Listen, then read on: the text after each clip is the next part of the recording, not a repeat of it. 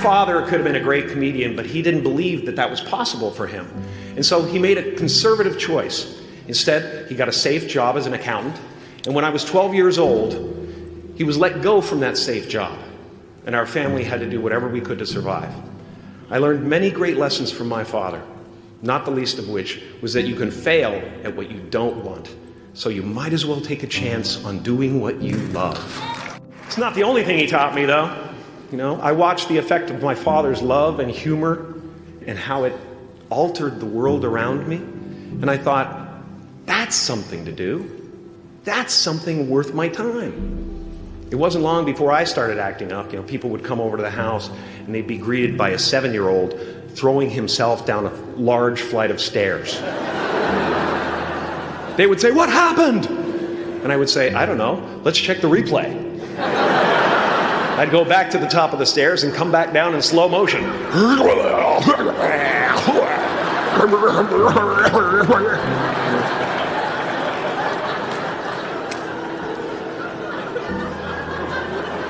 It was a very strange household. My father used to brag that I wasn't a ham, I was the whole pig. And he treated my talent as if it was his second chance. When I was about 28, after a decade as a professional comedian, I realized one night in LA that the purpose of my life had always been to free people from concern, just like my dad.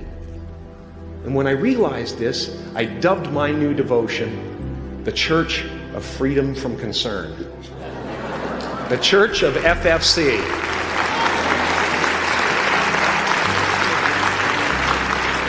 And I dedicated myself to that ministry. What's yours? How will you serve the world? What do they need that your talent can provide? That's all you have to figure out. As someone who's done what you're about to go and do, I can tell you from experience, the effect you have on others is the most valuable currency there is. Because everything you gain in life will rot and fall apart, and all that will be left of you is what was in your heart. My choosing to free people from concern got me to the top of a mountain. Look where I am. Look what I get to do.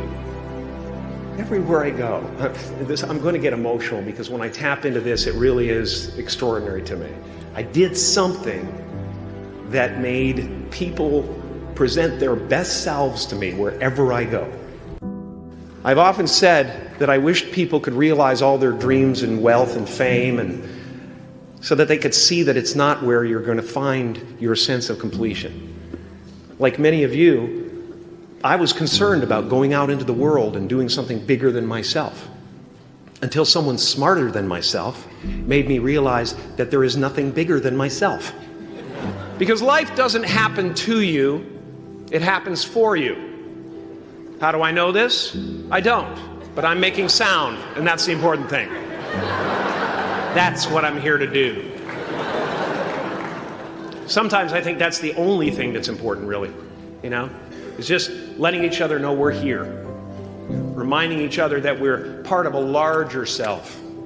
Your job is not to figure out how it's going to happen for you, but to open the door in your head. And when the door opens in real life, just walk through it. And don't worry if you miss your cue, because there's always doors opening. They keep opening. And when I say life doesn't happen to you, it happens for you, I really don't know if that's true.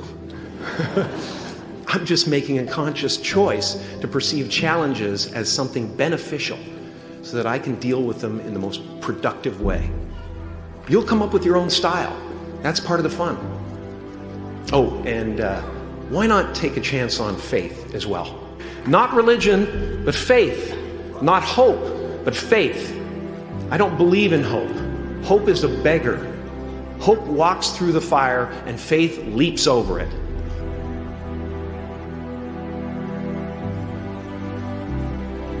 I used to believe that who I was ended at the edge of my skin. That I had been given this little vehicle called a body from which to experience creation. And though I couldn't have asked for a sportier model. It was, after all, a loaner and would have to be returned. Then I learned that everything outside the vehicle was part of me too. And now I drive a convertible.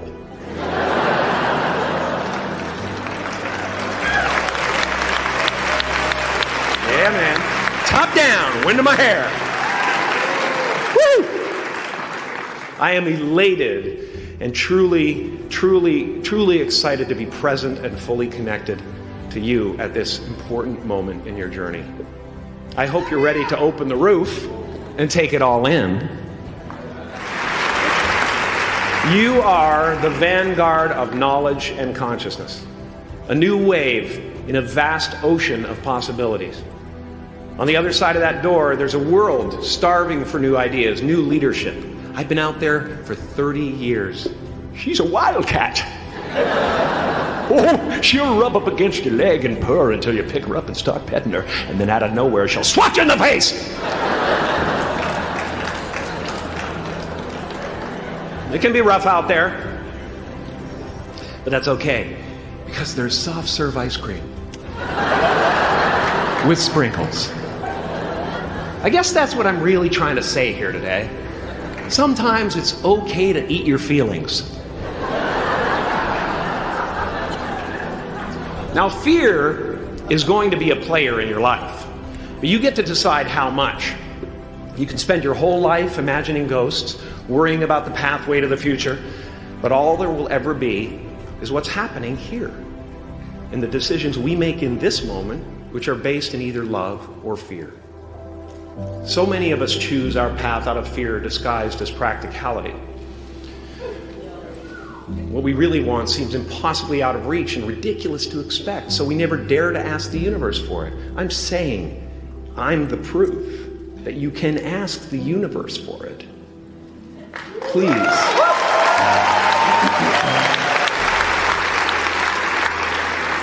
I am at the top of the mountain, and I was, and the only one I hadn't freed was myself, and that's when my search for identity deepened. I wondered who I'd be without my fame. Who would I be if I said things that people didn't want to hear? Or if I defied their expectations of me? And that peace that we're after lies somewhere beyond personality, beyond the perception of others, beyond invention and disguise, even beyond effort itself. You can join the game, fight the wars, play with form all you want, but to find real peace, you have to let the armor go. Your need for acceptance can make you invisible in this world. Don't let anything stand in the way of the light that shines through this form. Risk being seen in all of your glory. My soul is not contained within the limits of my body. My body is contained within the limitlessness of my soul. Now I'm always at the beginning. I have a reset button, and I ride that button constantly. Once that button is functioning in your life, there's no story that the mind could create that will be as compelling. The imagination is always manufacturing scenarios, both good and bad, and the ego tries to keep you trapped in the multiplex of the mind.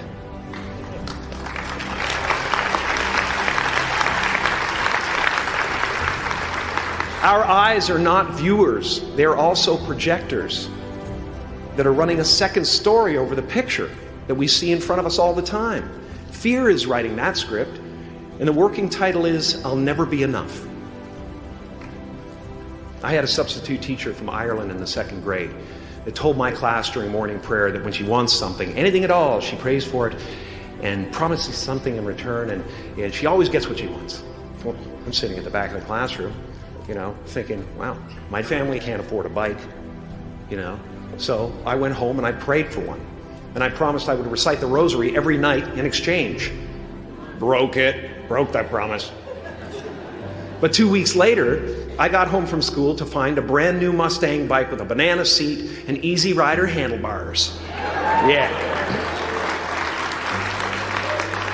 From fool to cool. My family informed me that I had won the bike in a raffle that a friend of mine had entered my name in without my knowledge whatsoever. So that type of thing has been happening to me ever since. And as far as I can tell, it's just about letting the universe know what you want and working toward it while letting go of how it comes to pass. No matter what you gain, ego will not let you rest. It will tell you that you cannot stop until you've left an indelible mark on the earth, until you've achieved immortality. How tricky is this ego that it would tempt us with the promise of something we already possess? Relax and dream up a good life.